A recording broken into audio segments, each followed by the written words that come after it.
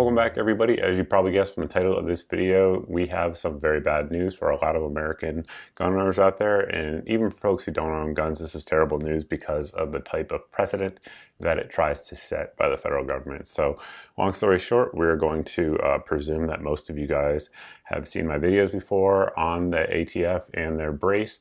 Obviously, I'm not putting this video up on YouTube right now because I can't. I'm suspended from YouTube. So if you guys are watching this video anywhere besides Rumble, head over to my Rumble channel and subscribe, because that's the main place for this video during my suspension. So bottom line is, today is the 13th. The ATF just dropped their quote unquote final rule for firearms with attached stabilizing braces. I'm going to read a couple things from it, but kind of big picture. Let me give you a quick overview here first. Number one, this is to go into effect 120 days from the day it's published. That will probably be Monday. We don't know that yet for sure, but very likely. There will be, at that point, of course, criminal penalties for it. I have spent the last 45 minutes reading all of these documents. I have not read all of them because this is so huge and so comprehensive, and so many people are going to be impacted by this. So again, the rule is going to go into effect 120 days from publication, probably Monday. Anybody who has a braced pistol that I am aware of, they have an exception in here that I've seen, but I've not seen an example of the exception. We'll get to that here in a second. So on the macro overview, anybody who has a braced firearm, if you don't go through the ATF's approved options that we're going to talk about here in a second, you will be a felon overnight, and you will be facing up to 10 years in prison and $10,000 per firearm that you are in possession of, again, as of 120 days from now, according to the ATF. And again, just kind of on the big picture level, the ATF does not have the ability as an executive agency to pass law. And what they're trying to do here is pass a law without Congress being involved or the president. So nobody's passing it in the legislature, and the president is not signing it. They're just saying this is now the law, and upwards of 40 million, very likely much more than that, American citizens, like I just mentioned, will be turned into felons overnight.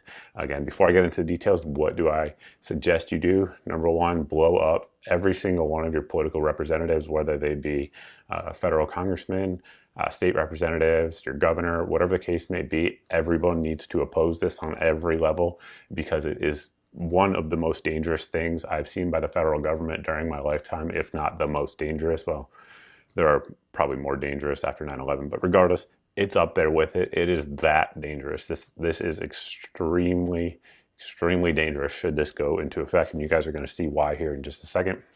So getting into what is actually posted, and again, I'm going to link down to this below in the video description. You guys can check it out and do your research yourself. There will probably be a follow-up video because, again, there is a lot to read here. I have not read all of it. I've skimmed over it, and I just want to get this out so everybody knows. You can share this with all your friends on all the social media platforms, because this is crazy.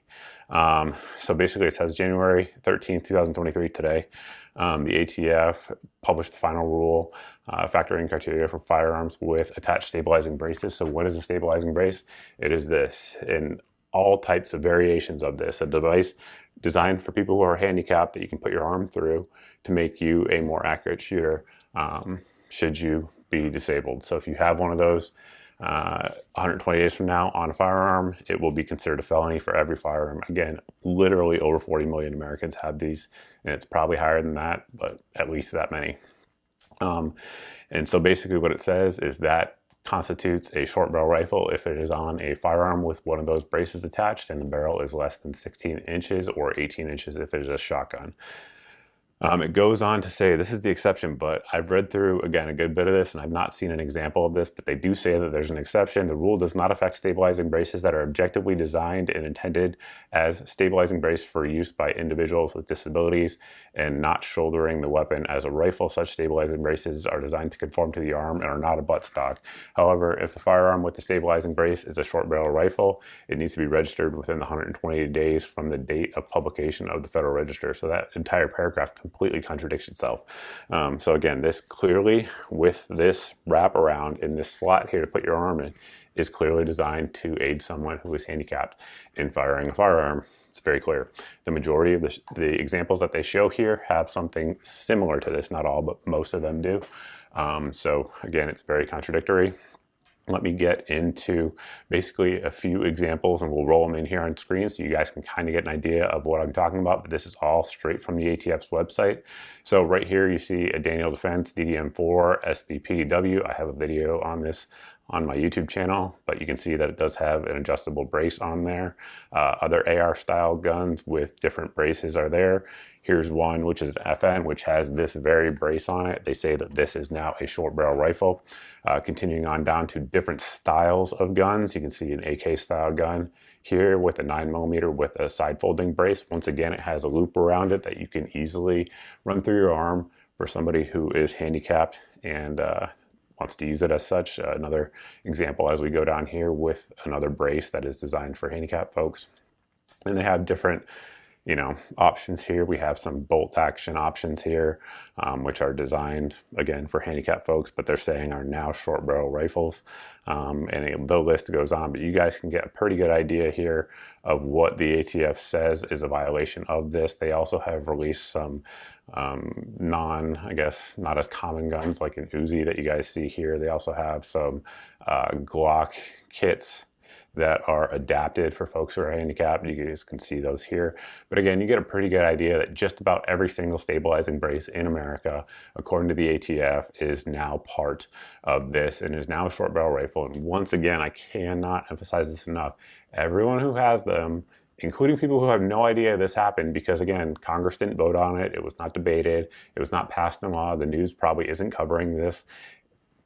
After 120 days after the date this is published, which again is probably going to be Monday, will be a felon in possession of a National Firearms Act firearm. So the ATF put this chart up here that you guys can see. I'm obviously going to focus on the individuals because that is the majority of you, but they also have some guidance for law enforcement agencies, federal firearms licensees like myself, and others. But basically, they consider you the person. This is literally how they define you in the table. They define you as an unlicensed possessor. Unlicensed possessor. So here's some options as to what you can actually do. You can replace the short barrel with what they're calling a short barrel. You can replace the short barrel in your firearm with one that's 16 inches or longer. You can remove the brace so that it cannot be reattached. Now, I've read through this, and again, I see nowhere listed that they actually tell you what that means or what that definition is legally. Again, it's not a law. This is the ATF just making it up, and they're using this chart here as a way to explain it to you. It may be defined in the literature, but again, I've read through a lot of it. I've not seen that yet. They also say that you can forfeit your firearm to the local ATF office. Now, I try not to give legal advice here. I'm not an attorney, full disclosure. That said, do not ever give your firearm to the ATF. All you're doing is submitting evidence of a possible crime. Don't do that. You have a right to not incriminate yourself. Do not do that. The ATF says you can destroy the firearm. There actually is guidance, not in this rule, but in actual laws on how firearms can be destroyed.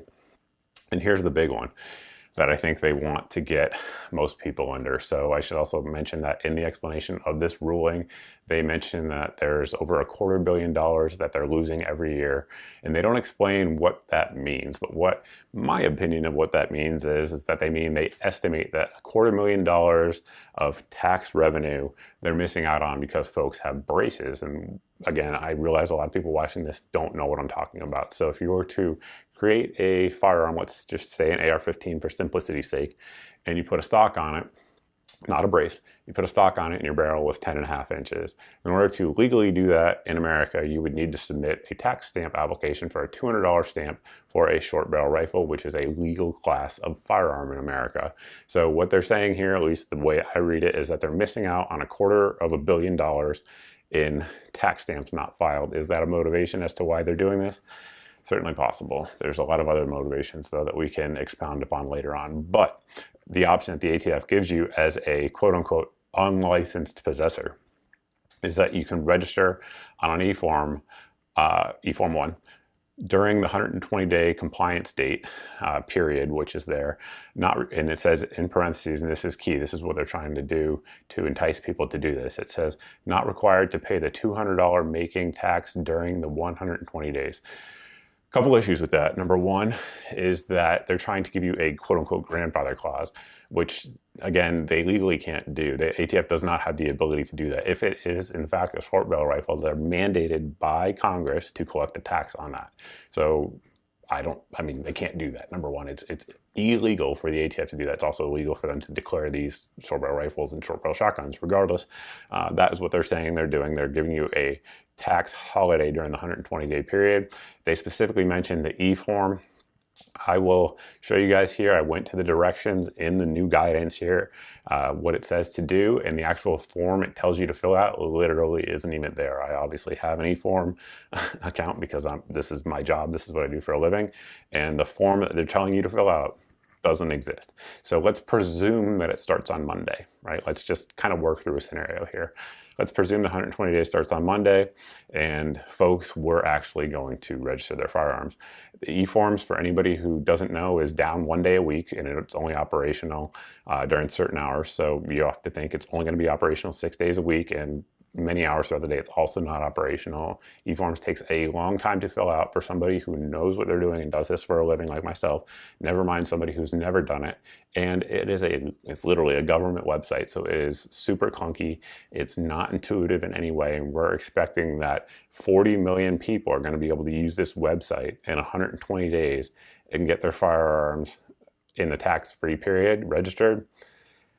It's not going to happen. I can just tell you that. But that's what they're saying. They're saying if you do that, then you're not a felon at the end of the 120-day period. There's a lot of other things that go along with that and dangers of that. Again, there will probably be a follow-up video on this on my channel. But again, initial thoughts on that is, number one, this is a gigantic registry scheme in addition to lots of other things. And as we all know, in America, a firearms registry is completely illegal. It is explicitly banned by Congress. The federal government cannot legally maintain a registry of firearms. So what they're trying to do here is use the National Firearms Act, which is a law that was passed in 1934, I believe. And they're trying to use that as a way to create a new firearms registry. Again, it's wrong on every level. They don't have the ability to do it. They don't have the ability to give you a grandfather tax. They don't have the ability to give you 120 days. That's just made up out of thin air. They don't have the ability to mandate you go to a website. They don't have any of these capabilities unless Americans essentially allow them to do it, right? If we allow them to do it, then they'll do it. And as we know with the recent EPA case, the Supreme Court has said executive agencies do not have this authority. They are attempting to make law. So again, what do you guys need to do? Just like I said in the beginning of this video, you need to contact your representatives, federal, state, everywhere. Obviously, we need to fight this. Lawsuits will be filed immediately by Gun Owners of America, Firearms Policy Coalition, the Second Amendment Foundation, and others. I recommend you guys donate to all of those organizations as well, because this fight is not going to be cheap. There will be links to them down below in the video description for you guys to donate to. Donate to them. But there's a lot of different ways we can fight this. So number one, states, we can have states pass laws that this is not allowed here, and any federal agents that attempt to enact this type of enforcement within state boundaries will be arrested on site by the state police. That absolutely could happen because obviously this is a civil rights violation. Most states have civil rights crimes already, and just turning this into one, it definitely is one way to fight this. Additionally, on the federal level, having Congress do this, slapping down the ATF, letting them know they are not allowed to do this. And then of course, we're gonna fight it through the courts as well with the organizations that I just mentioned. And all of those need to happen quickly, and they all need to happen with a lot of energy and support behind them. Because again, like I mentioned earlier, this is one of the most dangerous things I've ever seen during my lifetime for the federal government. Imagine overnight if tomorrow, let's say there's 350 million Americans right now. Imagine if overnight, in 120 days, I guess we'll say, better said, 1 in 10 people is a felon for something that is completely harmless, that hurts no one, and that most of them, probably 95% of them who own these items, don't even know this is happening. And then all of a sudden, a SWAT team of federal agents from the ATF, the FBI, the Department of Justice rolls up on every one of their houses with an MRAP, an armored vehicle, and they have full auto weapons. They're kicking their door in, pointing them at their children in the early morning hours. That is what the federal government is trying to do to 10% of the American population. Let that sink in. That's how serious this is. That's how crazy this is. We need to get active. We need to get active quickly. With that, I suppose I will end the video there. Again, there will be links to all of this down below. And this video could go on for hours. It is insane. It is dangerous. It needs to be stopped immediately. Like I said earlier, if you guys are watching this, it's not on YouTube as of right now because I'm suspended.